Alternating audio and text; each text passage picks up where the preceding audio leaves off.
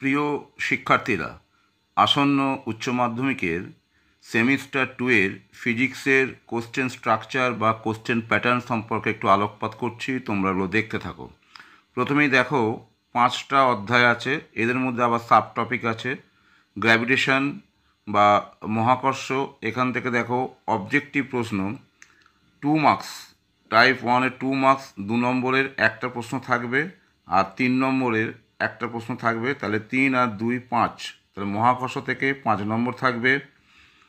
Properties of bulk matter অর্থাৎ আয়তন বিশিষ্ট বস্তুর ধর্মাবলী, এখান থেকে 2 নম্বর প্রশ্ন থাকবে, একটা 3 নম্বর প্রশ্ন থাকবে এবং একটা 5 নম্বর প্রশ্ন থাকবে। এখানে বলি 5 নম্বর প্রশ্ন হয় 2 + 3 থাকবে বা 2 2 1 থাকবে, পুরো 5 থাকবে না। সুতরাং বেশিরভাগই 2 নম্বর ভিত্তিক প্রশ্ন থাকবে, কখনো 3 নম্বর থাকতে পারে। বেশিরভাগই থাকে 2 2 1 বা 3 2। তাহলে মোট 10 নম্বর আছে। আর থার্মোডাইনামিক্স বা তাপগতিবিদ্যা, এখান থেকে দেখো 2 নম্বর প্রশ্ন একটা থাকবে আর 3 নম্বর প্রশ্ন একটা থাকবে। তাহলে 3 আর 2 5, তাহলে এখানে মোট 5 নম্বর থাকছে। এবার আসছি behaviour of perfect gases and kinetic theory অর্থাৎ আদর্শ গ্যাসের আচরণ এবং গ্যাসের গতীয় তত্ত্ব। এখান থেকে দেখো মোট 5 নম্বর, একটা 2 নম্বরের প্রশ্ন থাকবে, একটা 3 নম্বর প্রশ্ন থাকবে। তাহলে মোট 5 নম্বর প্রশ্ন থাকবে। আর অসিলেশন অ্যান্ড ওয়েভ, কম্পন ও তরঙ্গ, এখান থেকেও একইভাবে একটা 2 নম্বর প্রশ্ন থাকবে, একটা 3 নম্বর প্রশ্ন থাকবে আর একটা 5 নম্বর। একইভাবে এটা 3 + 2 বা 2 2 1 হতে পারে। তাহলে মোট 10 নম্বর। তাহলে তোমরা এখানে দেখতে পাচ্ছ যে প্রপার্টিজ অফ বাল্ক ম্যাটার এবং অসিলেশন ওয়েভ, এখান থেকেই হচ্ছে মোট 10 10 20 থাকবে। আর বাকি যে 3টে চ্যাপ্টার আছে, মহাকর্ষ, থার্মোডাইনামিক্স এবং behaviour of perfect gases and kinetic theory, এখান থেকে সব 5 5 5 15 নম্বর থাকবে। তাহলে 15 আর 20 মোট 35 নম্বর আছে। এবার আমি যদি টোটাল কোশ্চেন প্যাটার্নে 2 নম্বরের প্রশ্ন কতগুলো থাকতে পারে, তাহলে দেখো 2 নম্বরের প্রশ্ন দেখো এখানে প্রত্যেকটা 1 2 3 4 5, তার মানে 2 নম্বরের প্রশ্ন 5টা থাকবে। তাহলে 5 2 × 5 10 নম্বর থাকছে। আর 3 নম্বরের প্রশ্ন এখানেও দেখো মোট 5টা থাকছে, তাহলে 3 5 15 নম্বর থাকছে। আর 5 নম্বরের প্রশ্ন 2টো থাকছে, তাহলে মোট 10 নম্বর। তাহলে 15 15 10, তাহলে হচ্ছে মোট 35 নম্বর। তাহলে এখানে আবার 5-এর মধ্যে 5-এর মধ্যে আবার 2 2 1 আছে। তাহলে সার্বিকভাবে তুমি যদি বিবেচনা করো, তাহলে দেখবে যে 2 নম্বরের প্রশ্ন সবথেকে বেশি পরিমাণ আসছে। সুতরাং 2 নম্বরের প্রশ্নগুলোই তোমাকে কিন্তু বেশি গুরুত্ব দিয়ে পড়তে হবে। এবার আমি এই চ্যাপ্টারগুলোতে কি কি অংশ আছে, সাব টপিক কী কী আছে সেগুলো একটু বলছি, তোমরা শুনতে থাকো। প্রথমেই দেখো গ্র্যাভিটেশন, মহাকর্ষ, এটা হচ্ছে ইউনিট 6। এর মধ্যে দেখো তোমরা নিশ্চয়ই জানো যে কী কী, দেখো দেখলেই বুঝতে পারছো।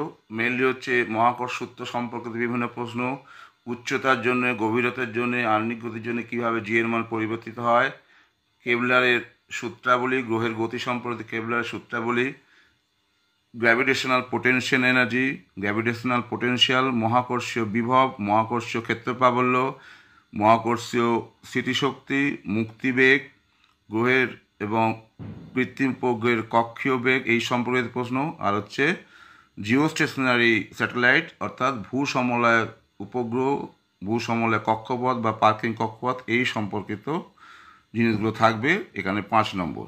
এবার ইউনিট 7-এ এটা দেখছো ইউনিট 7, এটা ইউনিট 6। ইউনিট 7 দেখো প্রপার্টিস অফ বাল্ক ম্যাটার বা আয়তন বিশিষ্ট বস্তু ধর্মাবলী, এই সাব টপিকগুলো দেখো। মেকানিক্যাল প্রপার্টিস অফ সলিড, তোমরা নিশ্চয়ই দেখতে পাচ্ছ। মোটামুটিভাবে যদি বলি, স্থিতিস্থাপকতার অধ্যায় থাকবে।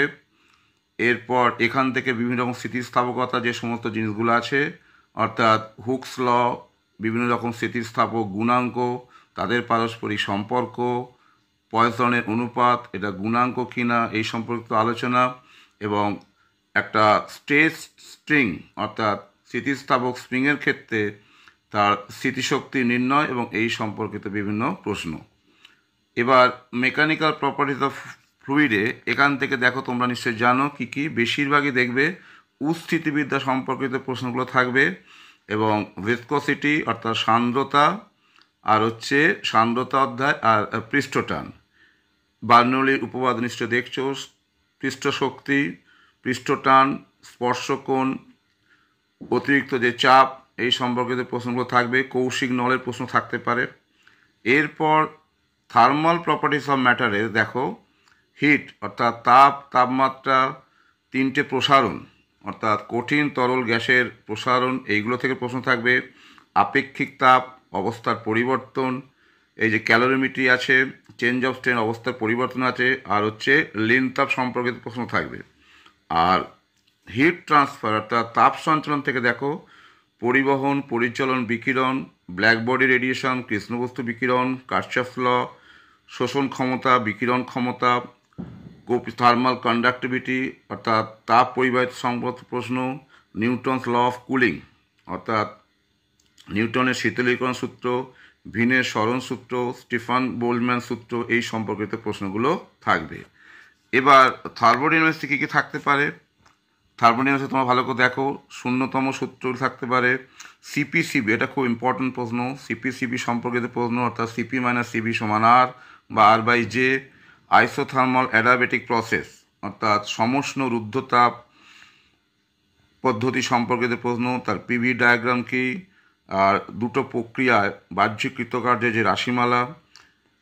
থার্মোডাইনামিক্সের দ্বিতীয় সূত্র, রিভার্সিবল ইরিভার্সিবল প্রসেস অর্থাৎ প্রত্যাবর্তক অপ্রত্যাবর্তক ক্রিয়া, হিট ইঞ্জিন, তাপ ইঞ্জিন, তার এফিসিয়েন্সি, কর্মদক্ষতা, কার্নোট ইঞ্জিন, এই সম্পর্কিত প্রশ্ন থাকবে। তোমরা তাহলে দেখতে থাকো। এরপর আমি আসছি পরের দিন। দেখো ইউনিট 9 অর্থাৎ behaviour of perfect gases and kinetic theory of gas অর্থাৎ আদর্শ গ্যাসের আচরণ ও গ্যাসের গতিতত্ত্ব। এখান থেকে দেখো কী কী প্রশ্ন থাকতে পারে। এখানে হচ্ছে মোট 5 নম্বর। প্রথমত হচ্ছে গ্যাসের গতিতত্ত্বের অঙ্গীকার, আরএমএস বেগ, গড় বেগ বা মোস্ট প্রবাবল ভেলোসিটি, এই সম্পর্কিত প্রশ্ন। স্বাধীনতার মাত্রা বা স্বাতন্ত্র্য সংখ্যা, আর চাপের যে রাশিমালা, কাইনেটিক থিওরি থেকে আদর্শ গ্যাসের শক্তি রাশিমালা, এই সম্পর্কিত প্রশ্ন। ইকুইপার্টিশন অফ এনার্জি থাকতে পারে, আর তার অ্যাপ্লিকেশন প্রয়োগ থাকতে পারে, এবং গতীয় তত্ত্বের ভিত্তিতে বিভিন্ন গ্যাস সূত্রের যে প্রমাণ অর্থাৎ বয়েল সূত্র, চার্লস সূত্র, আদর্শ গ্যাস সমীকরণ, গ্রাহামের ব্যাপন সূত্র, অংশচাপ সূত্র, এই সম্পর্কে যে প্রমাণগুলো, এগুলো থাকবে। আর কম্পন ও তরঙ্গ, এটা একটা বড় অধ্যায়, এখানে অনেক কিছু ঘটনা আছে, অর্থাৎ সরল দোলগতি সম্পর্কিত প্রশ্নগুলো থাকতে পারে। এখান থেকে দেখো টাইম পিরিয়ড, ফ্রিকোয়েন্সি, এদের মধ্যে যে বিভিন্ন যে রিলেশনগুলো আছে, এই যে সরল দোলগতি আছে, তার দশা, রেস্টোরিং ফোর্স কনস্ট্যান্ট, আর হচ্ছে এই এনার্জি অর্থাৎ সরল দোলগতি সম্পর্কিত একাধিক প্রশ্ন থাকতে পারে। তার বিভিন্ন রকম লেখচিত্র, স্মরণ সময়, বেগ সময়, ত্বরণ সময় ইত্যাদি বিভিন্ন লেখচিত্র, তার গতিশক্তি, স্মৃতিশক্তি, রাশিমালা। আর একটা খুব ইম্পর্ট্যান্ট প্রশ্ন হচ্ছে সরল দোলক সম্পর্কিত যে সমস্ত প্রশ্নগুলো আছে, অর্থাৎ সরল দোলকের গতি, সরল দোলগতি বা তার টার্ন ইত্যাদি বিভিন্ন রকম প্রশ্ন এখান থেকে থাকতে পারে। আর আরেকটা হচ্ছে এখান থেকে দেখো এই যে রেজোনেন্স জিনিসটা খুব ইম্পর্ট্যান্ট প্রশ্ন। ফ্রি ড্যাম ফোর্থ ভাইব্রেশন অর্থাৎ পরবশ কম্পন আছে, এখান থেকে দেখো ফোর্থ ভাইব্রেশন, রেজোনেন্স খুব ভালো প্রশ্ন, অনুনাদ, এগুলো করবে। আর তরঙ্গ থেকে মেনলি যেটা তোমাদের আছে সেটা হচ্ছে এই যে তির্যক তরঙ্গ, অনুদৈর্ঘ্য তরঙ্গ। এটা হচ্ছে অনুদৈর্ঘ্য তরঙ্গ, তির্যক তরঙ্গ, অনুদৈর্ঘ্য তরঙ্গের গতিবেগ, আর হচ্ছে এই সম্পর্কিত প্রশ্ন চলতরঙ্গ, স্থানতরঙ্গ, এগুলো ভালো করে করবে। আর গ্যাস মাধ্যমে শব্দের বেগ, মোস্ট ইম্পর্ট্যান্ট হচ্ছে নিউটনের যে সূত্র এবং ল্যাপ্লাস কারেকশন, ল্যাপ্লাস সংশোধন। আর এই চলতরঙ্গ যেটা বললাম, চলতরঙ্গ বিভিন্ন যে ইকুয়েশান, এই ইকুয়েশানগুলো খুব ভালো করে পড়বে। আর তরঙ্গের উপরিপাত, এখান থেকে বদ্ধ নল, খোলা নল অর্থাৎ ক্লোজ টিউব, ওপেন টিউব, এই সম্পর্কিত বিভিন্ন রকম প্রশ্ন আছে। আর এই যে দেখছো বিভিন্ন পাইপ অর্থাৎ বদ্ধ নল, খোলা নলের প্রশ্ন আছে।